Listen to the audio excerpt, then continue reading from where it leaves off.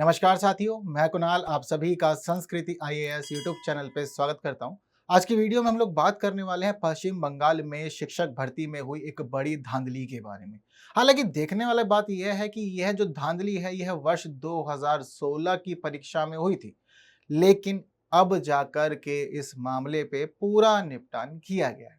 तो देखते जानते समझते हैं क्या क्या हुई थी और इस प्रकार की समस्याएं अगर हमारे देश में आने वाले समय में भी होती है तो इससे हम लोग कैसे निपट सकते हैं। और यह जो समस्या है ना, हमारी जो भर्तियां होती हैं अलग अलग परीक्षाओं में और धांधलियां होती हैं, ये वास्तव में हमारे लिए एक बड़ी चुनौती बनी हुई है।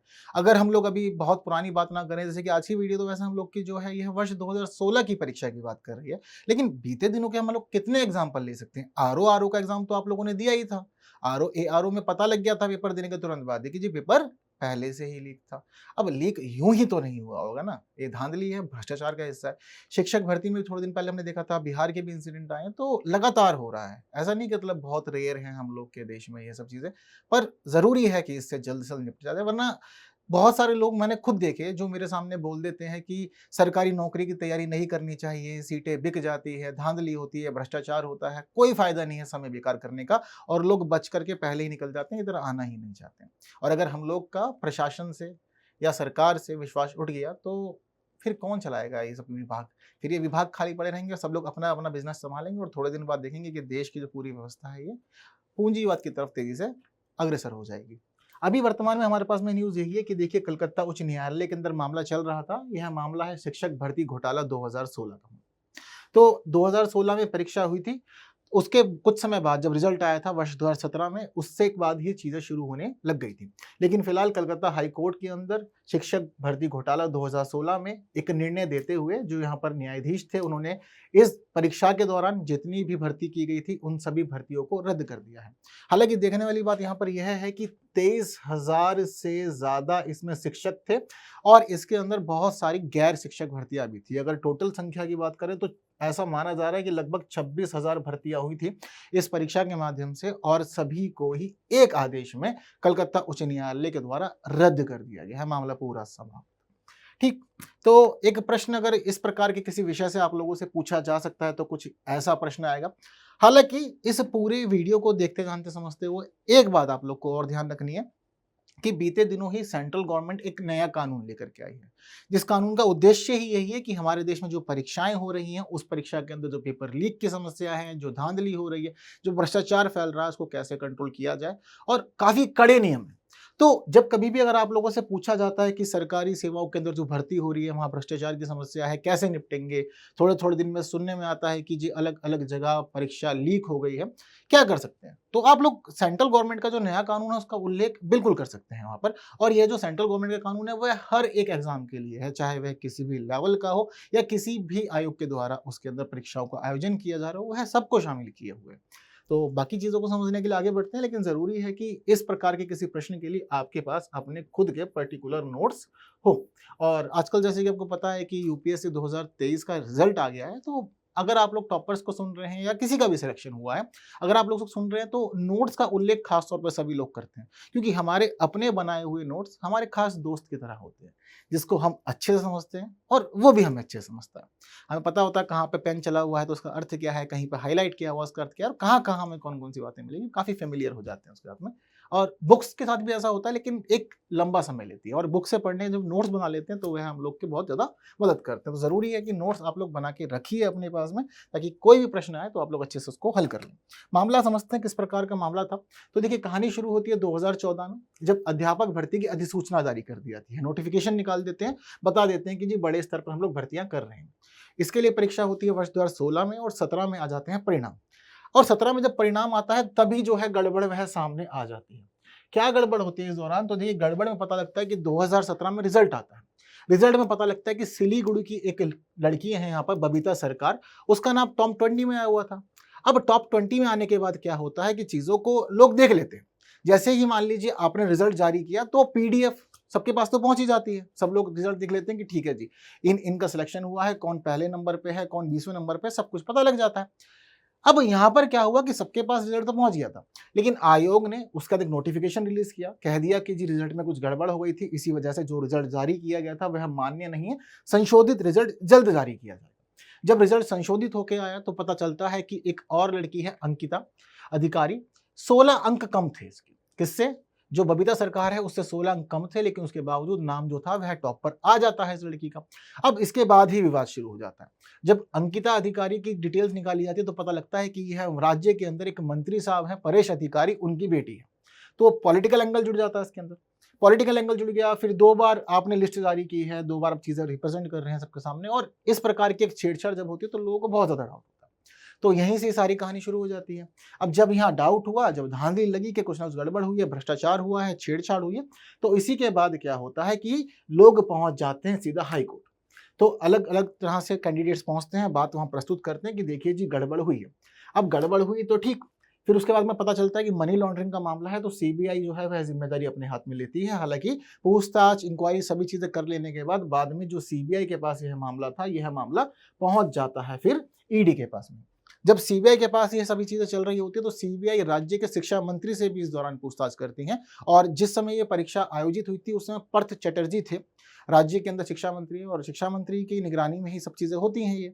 तो उनसे पूछताछ की गई, चीजें पता की गई अलग अलग जगह। फिर जब छापे मारे गए तो करोड़ों रुपए बरामद हुए। करोड़ों रुपए बरामद हो रहे हैं, ईडी अलग अलग जा रही है, तो फिर मामला अपने आप ही स्पष्ट हो जाता है कि जी आपने एक बड़े स्तर पर यहाँ पर गड़बड़ी तो की है, इसमें कोई दो राह नहीं है, छेड़छाड़ बिल्कुल हुई है।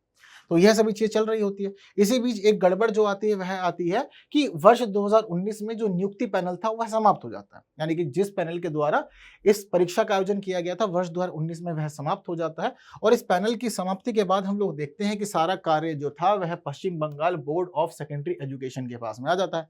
सारी भर्तियां इसको करवानी होती है आगे की। लेकिन इस सब के बावजूद हम देखते हैं कि वर्ष 2016 का पैनल समाप्त हो गया था, इसकी भर्तियों को लेकर सब चीजें क्लियर हो गई थी, लेकिन अभी भी चीजें जारी थी।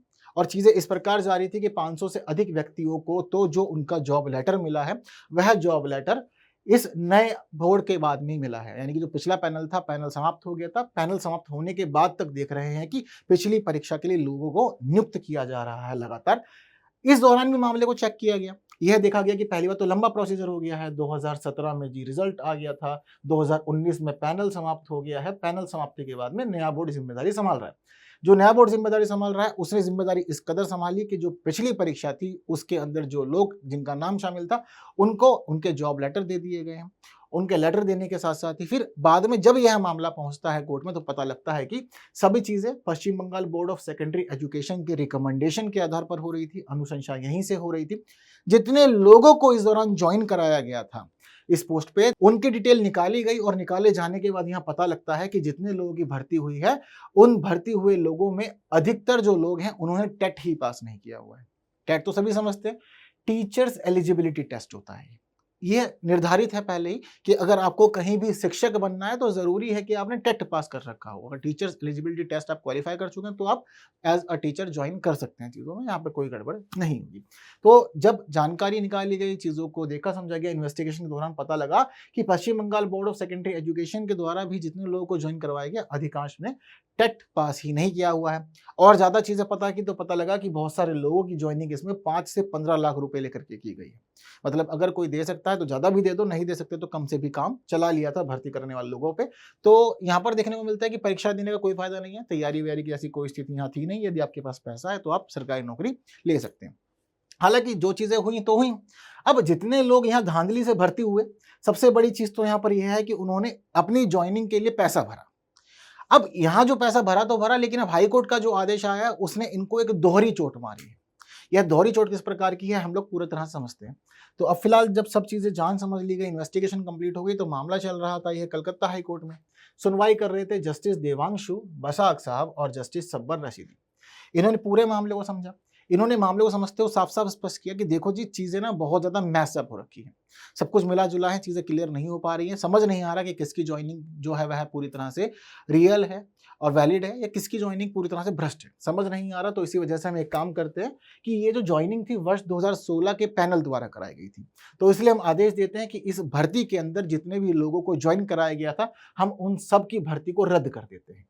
तो ये जो परीक्षा थी, इस परीक्षा में जितने लोगों ने ज्वाइन किया सबको रद्द कर दिया। वहीं दूसरी खास बात यहाँ पर यह भी हुई है कि भाई वर्ष 2016 के इस पैनल के द्वारा और भी जो अन्य भर्तियां कराई गई हैं उन सभी अन्य भर्तियों को भी रद्द कर दिया गया है हाईकोर्ट के द्वारा।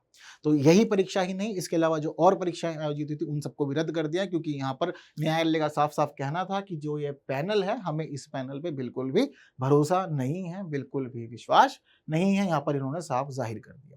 इन्होंने बताया कि जितनी नियुक्तियां हैं सब अमान्य, और इन नियुक्तियों के अंदर 23,753 तो शिक्षक भर्तियां ही थी। इसके अलावा गैर शिक्षक भर्तियां थी, और टोटल मिला जुला के मैं बता चुका हूं कि 26,000 के लगभग सभी लोगों को भर्ती यहाँ कराया गया था। तो एक बड़ी संख्या में यहाँ लोगों को हटाया गया। अब बहुत सारे लोग ये सोच रहे होंगे कि देखो 26,000 लोग हटा दिए गए। किसी भी विभाग से 26,000 लोगों को हटाना एक बड़ी चोट है। पूरा का पूरा विभाग जो है चरमरा जाएगा।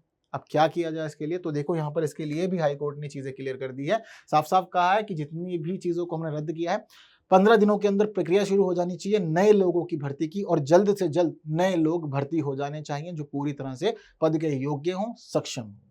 फिर दोबारा छेड़छाड़ नहीं होनी चाहिए। अगर हुआ तो फिर उसके बाद और कड़े कदम उठाए जाएंगे। यहाँ पर जिन भर्तियों को रद्द किया गया उसमें यहाँ पर कोर्ट के द्वारा कहा गया है कि ग्रुप सी और ग्रुप डी की ओएमआर शीट में भी हेरफेर हुआ है, जो कि पूरी तरह से गलत है। तो चीजों को आगे नहीं बढ़ाया जा सकता, रोकना ही पड़ेगा। ये सब क्लियर कर दिया। अब जितने लोग भर्ती हुए यहाँ पर, मैं बता चुका हूँ कि 5 से 15 लाख रुपए तो उन्होंने सिर्फ भर्ती होने के लिए दिए हैं। इतने में अपना बिजनेस शुरू कर लेते तो भी अच्छा चल रहा होता आज के समय में, है ना? ऐसा भी मान सकते हैं। अब इन्होंने भर्ती होने के लिए क्या किया कि 5 से 15 लाख रुपए दे दिए। अब क्या हुआ कि इन्होंने वर्ष 2017 का जो रिजल्ट आया था उसके बाद ज्वाइनिंग हुई थी। अब यहाँ पर कोर्ट ने आदेश दे दिया कि आपने अपनी ज्वाइनिंग से जितनी भी सैलरी अब तक उठाई है, कोर्ट का आदेश आने तक आपको वह पूरी सैलरी अब वापस करनी है। अब सोचो, यहाँ जो भर्ती के लिए इन्होंने पैसा दिया था वो तो वापस मिलने से रहा। अब यह पैसा मिलेगा नहीं, ऊपर से कोर्ट का आदेश आ गया कि जी 6 सप्ताह के भीतर जितनी सैलरी उठाई है सारी वापस करनी है, और सिर्फ सैलरी ही वापस नहीं करनी है, 12% ब्याज सहित वापस करनी है आपको सैलरी। तो इस भर्ती का पूरा प्रभाव में देखने को मिल रहा है कि किस प्रकार से कोर्ट ने इस एंगल को देखा और चीजें प्रस्तुत की हैं। तो ये है complete judgement Calcutta high court का। लेकिन इस प्रकार की जजमेंट आ जाने के बावजूद हमें पता है कि जो समस्या हमारे देश में हो रही है पेपर लीक को लेकर के, ये कंप्लीट सॉल्यूशन तो नहीं है। जरूरी है कि इस तरफ कड़े कदम उठाए जाएं ताकि ऐसी समस्या आने वाले समय में देखने को ना मिले। एक खास चीज और होती है कि कोई भी परीक्षा जब होने वाली होती है तो हर एक एस्पिरेंट उस ही पद पर खुद को महसूस करने लगता है। जैसे कि मान लीजिए कि आपको पता है कि सीजीएल के पेपर होने वाला है, आप लोग क्या करेंगे? तैयारी करेंगे। तैयारी करते करते क्या होता है, सपने भी तैयार होने लग जाते हैं कि हाँ हम सीजीएल अधिकारी बन जाएंगे, इस पोस्ट पे रहेंगे, इस पोस्ट पे रहेंगे, ऐसे काम करेंगे, ऐसे काम करेंगे। दिल्ली पुलिस भर्तियों में भी होता है। जब भर्ती हो रही होती है, तैयारी चल रही होती है, तैयारी करते सोचते हैं कि हाँ आपकी बार भर्ती हो ही जाएंगे, वर्दी मिल ही जाएगी। यूपीएससी की तैयारी करते होती है, तब क्या लगता है कि हाँ आपकी बार बिल्कुल निपटा देंगे पेपर को बढ़िया से, और क्या आईएएस बन करके ही आएंगे। डेडिकेशन ही इतनी होती है, सब चीजें फील भी हो रही होती हैं। अब यहाँ पर जब लोग इस प्रकार के सपने देख रहे हैं, इतना कुछ फील कर रहे हैं, इतनी उम्मीदें हैं, और उम्मीद रखने के बावजूद जब आप परीक्षा दे रहे हैं तो पता लग रहा है कि करप्शन चल रहा है, गड़बड़ हो रही है, पेपर लीक हो जा रहा है, तो अपने आप में फिर प्रशासन से, विभाग से और इस प्रकार की परीक्षाओं से विश्वास उठने लग जाता है। और फिर कितने ही दिन आदमी इंतजार करे। जरूरी नहीं है कि हर किसी के पास में कंप्लीट रिसोर्स हो, उसको फैसिलिटी मिल रही हो कि बेटा तुम्हारा पैसा खर्च होगा, तुम बस बैठ के पढ़ो, कुछ नहीं करना। बहुत सारे लोग परेशान होते हैं, वो सोचते हैं कि चलो 2 वर्ष में ही निकाल देंगे, हद से हद 1 वर्ष में निकाल देंगे, समय नहीं है, लेकिन निकाल करके ज्वाइन कर जाएंगे। इस प्रकार की खबरें डिले करती हैं, उम्र बढ़ रही होती है, पारिवारिक दबाव बढ़ रहा होता है, सामाजिक दबाव बढ़ रहा होता है, और इन सभी दबाव में फिर व्यक्ति सोचता है कि सब कुछ छोड़ो, जो मिल रहा है ठीक है, करके निकल लेते हैं। बहुत सारे रहे ऐसे एग्जाम्पल मेरी लाइफ में, जो मैंने देखा कि लोगों ने इस प्रकार से चीजें छोड़ी और वह आगे भी बढ़े। कई बार ऐसे ऐसे एग्जाम के अंदर। ठीक है, तो फिलहाल जो मैंने क्वेश्चन आप लोग को स्टार्टिंग में दिखाया था, नोट्स जरूर अपने तैयार कर लीजिएगा। हालांकि इस प्रकार की समस्याओं से हम लोग कैसे निपट सकते हैं, अपने विचार कमेंट बॉक्स में बताए बिना नहीं जाइएगा। जरूर आपने बताने हैं, चाहे 2 लाइन लिखिए, 4 लाइन लिखिए, ये आप लोग का फिलहाल कार्य है। और बाकी वीडियो अच्छी लगी है तो बाकी साथियों तक जरूर शेयर करना है, और वीडियो को लाइक किए बिना नहीं जाना है। बाकी बातें हम लोग करेंगे अगले वीडियो में कुछ नए विषयों के साथ। तब तक के लिए मुझे विदा दीजिए। Thank you so much.